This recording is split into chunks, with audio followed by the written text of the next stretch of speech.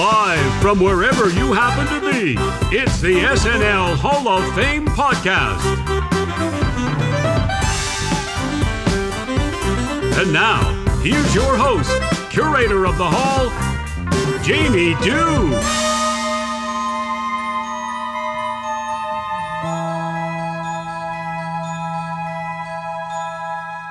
You don't know what it's like to have a week like I have, and you get to sit here and listen to those goddamn bells ring you in.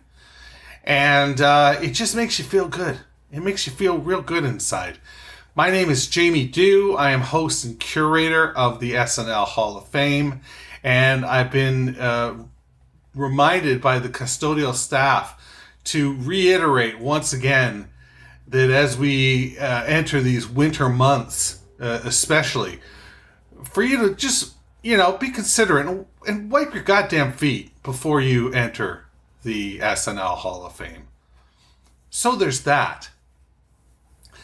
I would be remiss not to put in my 2 cents on, the loss of Betty White that we experienced on New Year's Eve as we were preparing to ring in 2022, and we were just days away from a 100th birthday extravaganza. We lost Betty White, and it was the final shot in the arm for 2021. If you haven't had enough shots in the arm, fortunately for us, the episode is going to air this week, unadulterated, and that's a good thing because that episode is a template for the fandom. The fandom of Saturday Night Live made that episode happen. Ultimately, I know you can't twist Lorne's arm and make him do it, but there was an outcry. There was definitely a strong audience input into wanting this episode to occur, and it occurred, and it was a lot of fun. And if you get the chance to check it out, please do. So there's that. I will tell you that this week I am joined by somebody that I'm sort of a fan of. There is a website and a Twitter account called TV Show Graphs that I became aware of, as I was building this show. And Jamie Burwood is the voice and data analyst behind, this tremendous property. If you're not following already, you should. It's a great deal of fun. Essentially she looks for data that she can manipulate into a chart, into a graph, and express certain feelings about various pop culture entities from the television world. And goddamn, if it isn't just a heap of fun. So check that out if you have the time and the wherewithal. Jamie is joining us, and she is bringing somebody who I'm going to say is controversial, because I can see a lot of people reading the name of this episode and immediately saying no. No, because Molly Shannon appeared on the show in sort of a dark timeline. Things weren't, as great when she was on the show. The show wasn't as revered as it was with the next cast. But if you listen to this episode and you listen to Jamie's real thoughtful arguments, I think you could be swayed, because there is a narrative here that absolutely supports Molly Shannon in the SNL Hall of Fame. So let's now go to Jamie Burwood.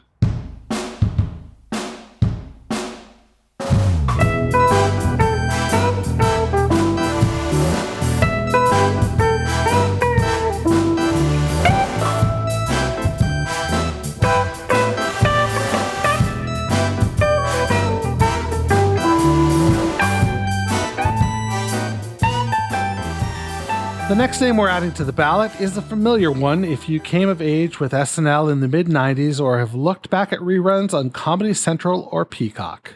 She's a frenetic wrecking ball, attacking the stage and camera with all her comedic might. Molly Shannon took the baton from Jen Hooks, who had taken it from Gilda Radner, and ran with it. From being a featured player in 1995 to hosting the show in season 32, Molly had many moments between those bookends.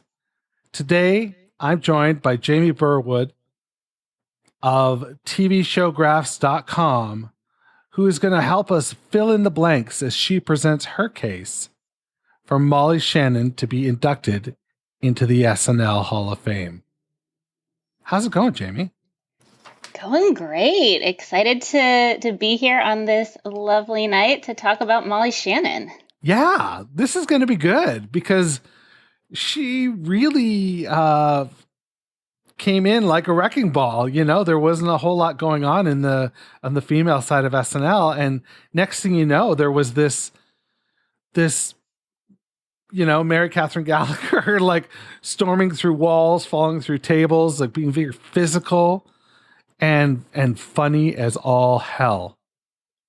Absolutely. Yeah. I think when I was thinking about just like Hall of Fame and so many amazing contenders, right? I mean, it's so hard to pick, but I think what really stands out for me about Molly Shannon, her just overall fearlessness when it comes to comedy.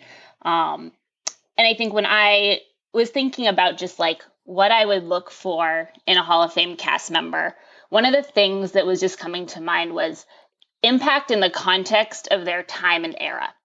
And I think for me, that really is what made me think of Molly, and specifically people who I think of as trailblazers for their time. And I think Molly is someone who just the wholehearted commitment and energy that she brought to making SNL exceptional really makes her stand out to me. So when you think about Molly Shannon and you think about the time that she showed up, I mentioned in the preamble there that, she took the torch from Jen Hooks. What do you think about that idea that, she took a torch from the very likable Jen Hooks and ran with that? What do you make of that statement? Yeah, so I definitely agree. And I would say that what was unique to me about Molly as well, like when I think back to a lot of the press surrounding SNL in the mid to late 90s, really for the first time ever, the women, so Molly combined with then kind of Sherry and Anna, were what people were actually talking about as being the highlight of SNL. And I would say for Jan Hooks, like as great as she was, and I completely agree about that baton passing, I feel like you might argue that she's a little underrated in the history of SNL. I think sometimes she gets forgotten fairly or unfairly, as brilliant and amazing as she was. I think Molly, something that was just really unique about her is that she brought that energy into the show at a time when it really needed it, and just kind of help people start to have that conversation of, wow, the women on SNL are actually just as funny, or maybe even more so than the men of SNL. Yes. In a way that I don't think we had really ever seen in the context of the show's history, even with some of those amazing folks that came in early on. And I think that conversation was actually a really important one in the context of not just the history of SNL, but the history of females in sketch comedy in general. So you mentioned before that Molly, when you were considering Molly Shannon, you thought about what makes a Hall of Famer. Can you expand a little bit more on, what you mean by that? Absolutely. Yeah. So, I mean, I think for me, it's, yes, someone who has their own legacy and memorable characters, which we all know that Molly has that. I think there's no argument there. But it's also, I think, people who make a sketch better by just being in it, which to me is absolutely Molly. I think to me, I try to distinguish to it. It's not necessarily just the people who had the biggest A-list movie career after it, or who became the biggest star after SNL, but specifically about impact on SNL history.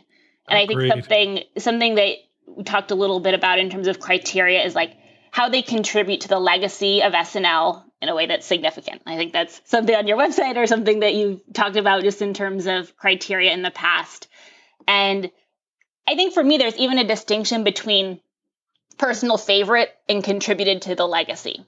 So for me, like Molly happens to rank high on both. I love her personally. I know she can sometimes be a little bit divisive, and we can maybe talk more about that. But for me, like even if she's not a personal favorite, I would encourage people to think about the role that she played in that time and moment where SNL was in the mid 90s and it was at risk. Like that's kind of the reality of the situation. And it, I think, needed a group that would really lead it into that next era and make sure it could still be on TV 20, 25 years from now, which it is, which is great. And I think Molly was really one of the leaders in taking it into that next era. Yeah, I mean, you saw from the fact that there was the 94 cast that was, you know, one thing, and then 95 was almost a completely different cast, save for, what was it? I've got it written down. It's Norm and... Oh, of course. Technically, Molly was on for the tail end of that season 20. There were one or two others. Yeah, it's Tim Meadows. Yeah. But I can't think of David Spade. That's the last one. Yes. He continued his little Spade in America. Yeah, Spade in America, right. Which was kind of a weird little, I feel like it was kind of a transition thing in some ways. But yeah, for the most part, it was fresh faces. And like, I would also argue just a new vibe, kind of like SNL in the early mid 90s. You kind of had that sarcastic tone. I mean, there was the great cast, but it had kind of started to feel, I would argue, a little bit stale in some places. Agreed. Yeah. The humor was of a very specific type that was not for everyone. It was very bro. Yeah, the early 90s were very bro. You went from the late 80s, which, you know, there was a lot of cool stuff going on. So it's almost like when Mike Myers became, you know, big in the cast, and then Sandler and Spade and Farley and Rock. And, you know, that crew, it just became, a little bit more bro. And Yep. And so, you know, the door was, or the moment was there waiting for somebody to grab it. Yeah, absolutely. And I think what was unique about kind of the new era that I think Molly helped usher in was it shifted things, and it was a little bit more in your face. And again, that may or may not be for everyone, but I think it was kind of what the show needed at that moment. It was that like memorable, high energy, like catchphrase spouting characters that would get people to talk at the water cooler the next day about, oh, did you see this crazy Mary Catherine Gallagher? Oh my gosh, she's throwing herself into tables. Like, what's going on? And you turn on SNL, I think, and it had lost viewers at that point, like before like that whole transition era. And I think to bring people back, you almost kind of had to have that familiarity of this like focus on theatrical kind of characters, Sally O'Malley, Mary Catherine Gallagher, like that energy. And I mean, definitely Will Ferrell, huge part of that as well. Like he's another Hall of Fame caliber cast member for me. Absolutely. But I would say on the female performer side, really Molly Shannon led the way. Sending out an SOS, SOS, SOS, SOS. Sending out an SOS. Thank you for auditioning, Patrick. Thank you. 1 second. Sending out an SOS. That was very good, really, Patrick. Very Police rule. Yes, I'm sure they do. Good man. Okay. That was Patrick Connolly there with sending out an SOS. Message in a bottle. Sending out a message in a bottle by the policeman. Right. Would you settle down there? Stop that. I can see what you're doing. Now, okay, students and members of the faculty, our next auditioner for St. Monica's talent show is Mary Catherine. Mary Catherine Gallagher! I slipped. Mary Catherine Gallagher. Mary Catherine. Yes, right. I think I have it now. Attention. Mary Catherine Gallagher. That's me. Okay. Right. I think I've got it now. Okay, everyone, Could we have some attention, please, for Mary Catherine Gallagher. What's wrong? Where are you? I feel shy. Come out here. Come out. Okay. Do you want to audition or what? Yeah. You do? Sometimes when I get nervous, yes, I stick my hands under my arms and then I smell my fingers like that. But that's gross. Well, that's gross. Well, that's very interesting, That's Mary Catherine. Yes. Yes. Because it smells so bad. Yes. Okay. And that's very interesting. Yes. That's gross. You think that's gross? Okay. Now, your grandmother, I believe. My grandmother, she's my, I'm going to tell you about her. Mm-hmm. My grandmother, she's my legal guardian, and she lives in a motorized wheelchair. And she says that I bear a very striking resemblance to young Elizabeth Taylor. Well, that's true, you do. Yeah. Very striking resemblance. Elizabeth Taylor. Now, it says here that you have a monologue. Yeah. Right. I'm going to be doing, I'm going to be doing a monologue today for my favorite made-for-TV movie, which is the Betty Broderick story starring Meredith Baxter Birney. That's very good then. Okay. Very good then, Mary Catherine. So whenever you're ready, Okay. off you go. Okay. I just have to prepare. Okay, wait, I'm sorry, I'm nervous. Okay, I remember it was dawn, and the sun was just barely rising. And I took the gun out of a little wooden box in my room, and I went outside and I got into my car and I drove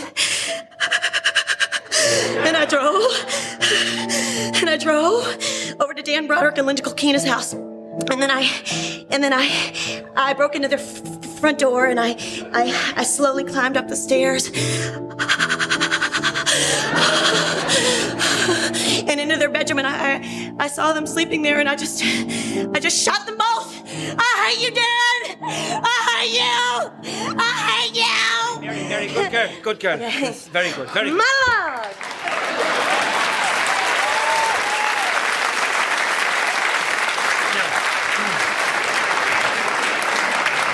Good girl. That was terrific. No, you're not still nervous, are you? No. That was very good. Very good. Okay. Now, it says here on your audition that I'm going to be doing a song. You're going to be doing a song. We're doing one of my favorite songs. Well, why don't you go ahead and do that? So. All right. Do you know you asked me if I love you? Okay.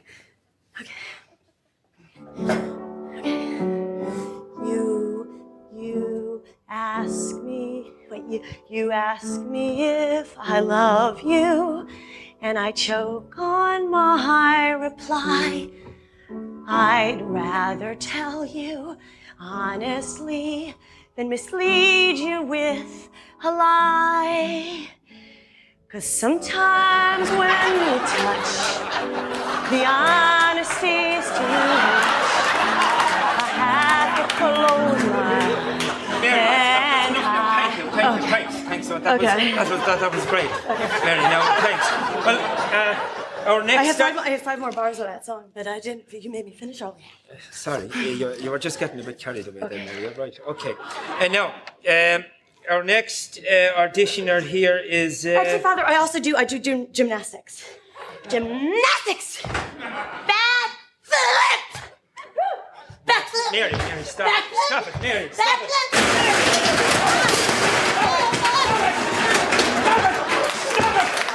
Stop it! Control yourself, for God's sake, woman! Control yourself! Get out here! Control yourself! I lost control. Right, I'm writing your name down here. Look, Mary Catherine Gallagher. Right. Gallagher. Oh, it's all right. Okay. You just got a little carried away there, didn't you? Yeah. Yes, good girl. Well, now you can go back to your class. Okay, Good thank you, girl. Father. Yeah, you're welcome. Yes, thanks very much. Superstar!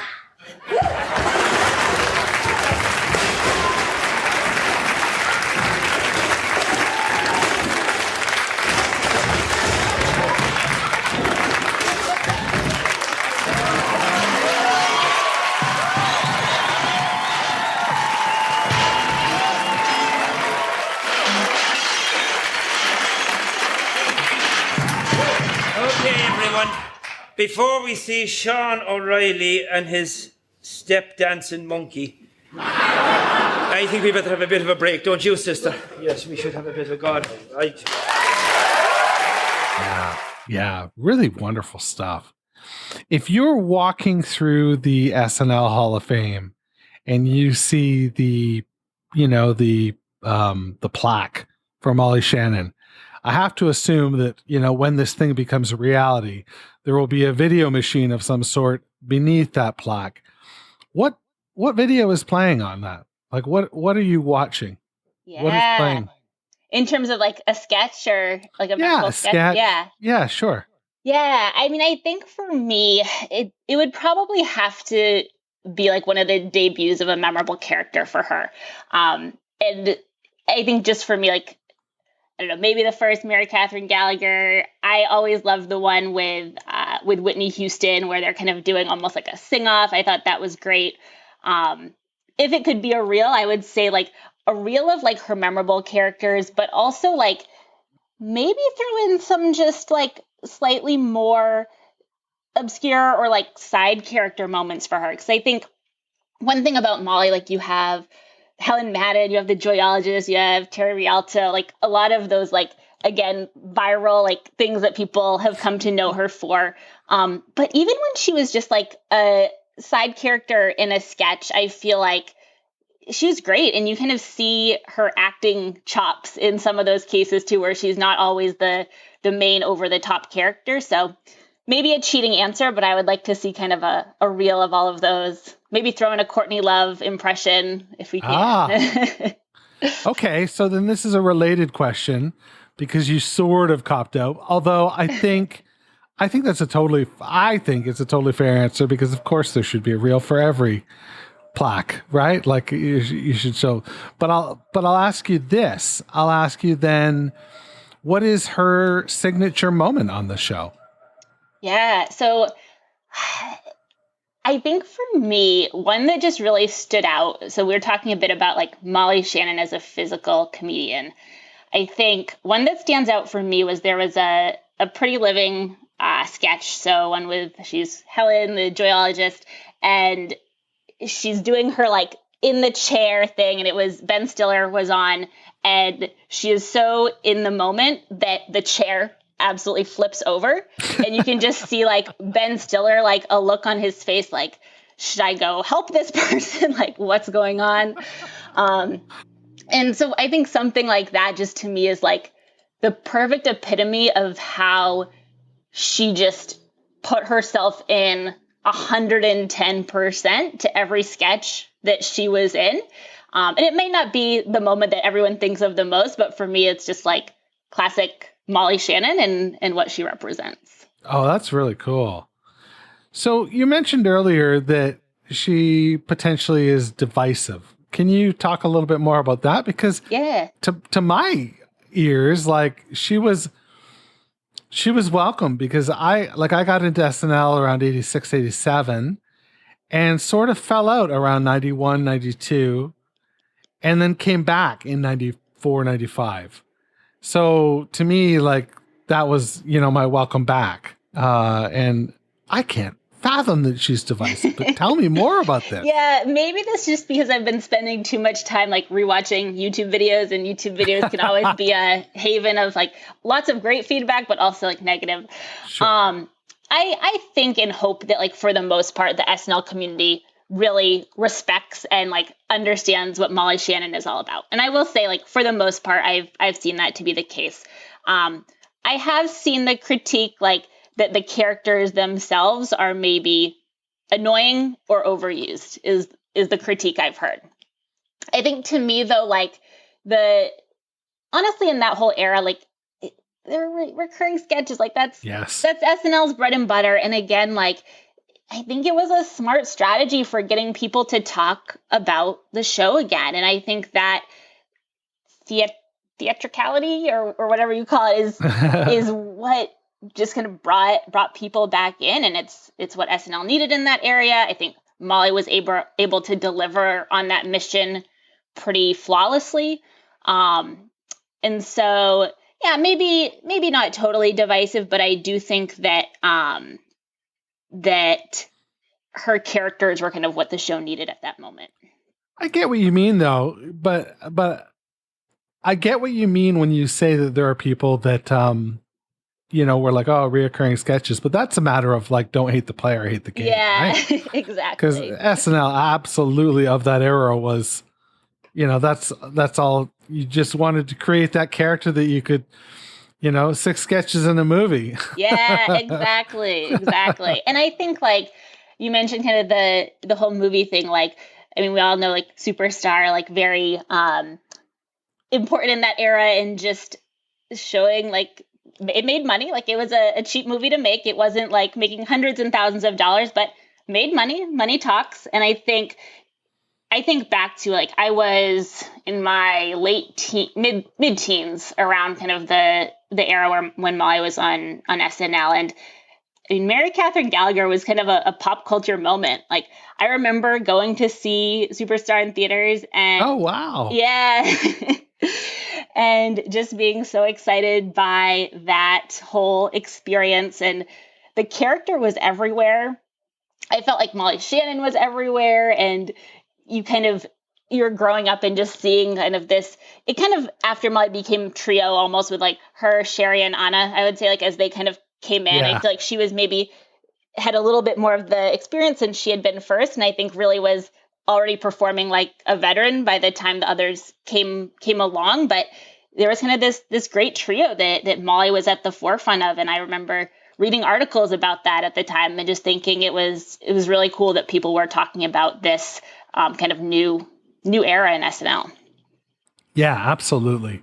It certainly, that seems to be the reoccurring theme that, she was part of something new and part of something exciting, and really ushered in, the next era, which was very female centric. Yep. Like in a good way.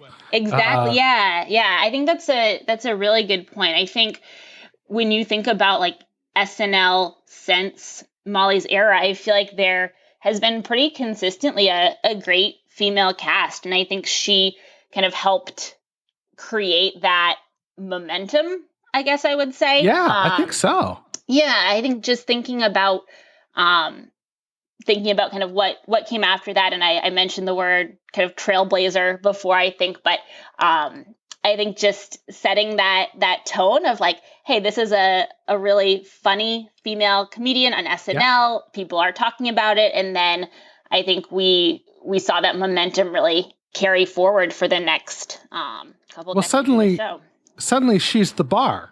Yeah, exactly. Like you're not going to hire, you're never going to have a Victoria Jackson again. Yep. Exactly. And that's no slight on Victoria Jackson. That's just the reality of things, that she was a bit of a one-trick pony. And some of these other female comedians that come on the show are just, I shouldn't even have to say female comedians. It's just like, they're just fantastic. Like the show is just so rich and rife with greatness now, up and down, like I really like what they've done with things. And I like your idea that, she is sort of a pioneer in that area. That's really cool.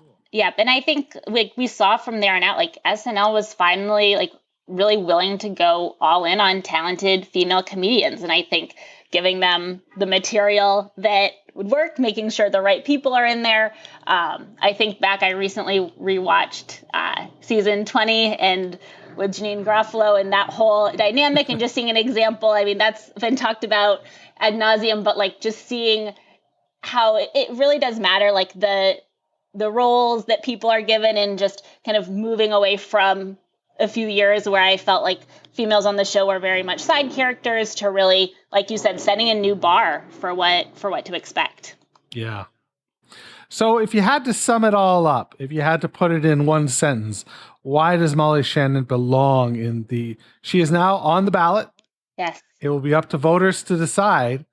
So this is your plea to those voters. Why does she belong in the Hall of Fame? Yeah. So I would say that we would not have the SNL that we have today if it weren't for Molly Shannon. And I think her arrival in the cast and that next level, just energy, physicality, fearlessness that she brought to really every single character that she played, big and small, over her time on the show, I think really helped usher in a new era for the show, created momentum for female cast members that helped carry it into the following 20, 25 years. I see her as a legend and a true like trailblazer, and I think she really deserves to be in the Hall of Fame. Oh, I couldn't agree with you more. And something we didn't even mention. She hosted. Yeah. And she was the first host of the show that was a Lauren person, because why can't I think of her name right now? Julie Louis-Dreyfus hosted before, who was the first female cast member to ever host, but she was, of course, of the Dick Ebersol era. Yep. Yeah, and I loved when she came back to host. It was fun. I thought it was a nice mix of like bringing some of her old characters into a new era of like references, and I think there was an American Idol thing they did at the time. Like, it was just a really fun episode and a fun hosting gig for me. And I think the only other just like little factoid that I'll leave here is when she finished up her tenure and left in 2001, she was the longest serving female cast member at the time. Really? And yeah. So it was very quickly surpassed. I think when Anna Gasteyer left, I think she was technically a little bit above. So like within a year or so, it was surpassed. But again, just speaks to her at that moment in the show's history that she was really setting the standard again for showing that folks could have, or that female performers could have these like real runs on SNL that made a difference. Cool. Well, Jamie, thank you so much for sharing everything that you shared today. And I'm sure that you've enlightened the voters and made them well aware of what's at stake here and why they should elect Molly Shannon into the Hall of Fame. Where can people find more of your work? And tell us a little bit more about it, because it's really cool. Yeah, sure. So you can find me on Twitter and Instagram at TV Show Graphs or tvshowgraphs.com. And yeah, I'm super passionate about TV and data and combining them in all ways possible. So I'll basically create various types of graphs that I'll share on social media, everything having to do with TV history or TV data in some way, some stuff just for fun, some looking at like history across different shows and different eras. I've done some SNL stuff, was just looking at presidential portrayals recently. So yeah, definitely check it out if you like TV and or data. Cool. And how could you not like both of those things? I am a self-proclaimed dork in a lot of ways. So I love it. TV I and love data, it. all It's so comes together. cool. Yeah. The SNL ones today were cool, or I saw them today. I don't know if they were Yes. today, but very cool. Well, thanks again. Absolutely. Thanks for having me.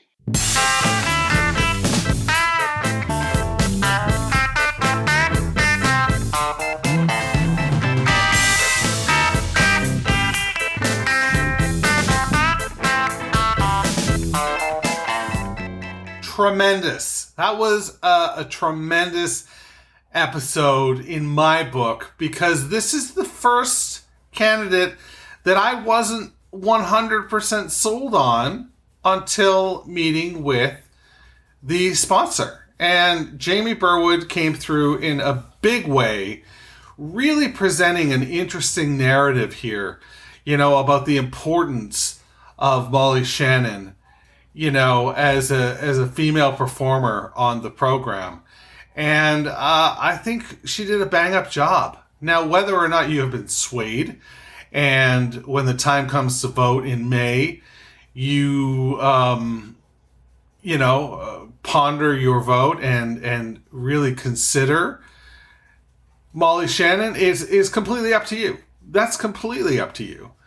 But I think, and I hope, that you listen to the episode before you cast your vote, because there is a lot of really great information contained within, and I think that it could sway you. It could potentially sway you, and that's what we're here to do ultimately. Week in, week out, is to present a case for a candidate to be not only on the ballot but ultimately in the Hall of Fame. So if you're floating around Twitter, add Jamie to your Twitter oeuvre. It's TV show graphs, and should be an easy find for you, just putting an @ symbol in front of that and typing her in. But you could also do a search for that as well. There is a website that goes with. So there's that. That's what I got for you this week.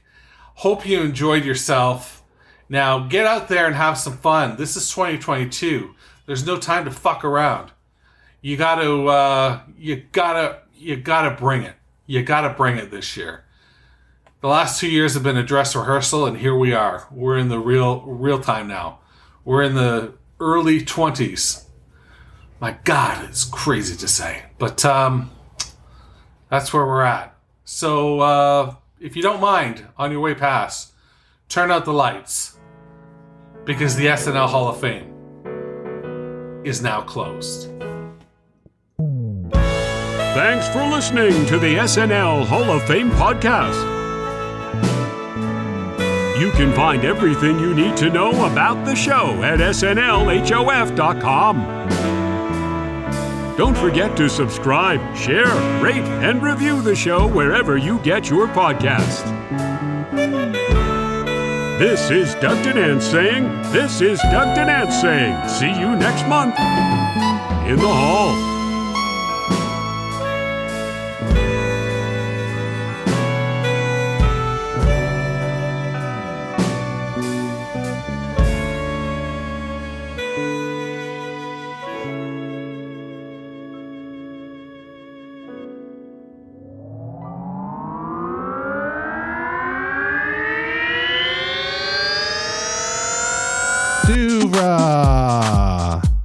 Podcasts and such.